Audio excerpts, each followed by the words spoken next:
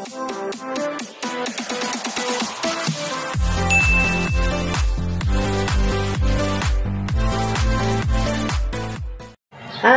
Welcome back sa aking channel. Mababati muna ako sa inyong open aga yung tanan. Ito pala, nagluto pala ako ng pansit bihon. Nilagyan ko ng kanton. Ayan guys. Tsaka nagprito pala ako ng fried chicken. Ayan.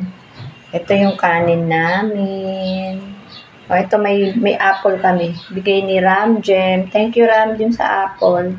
Ayun, may orange pa ako. Tsaka yan. Ito yung mga tumas at tsaka ketchup. Ito yung aming pagkain for today. Ayan.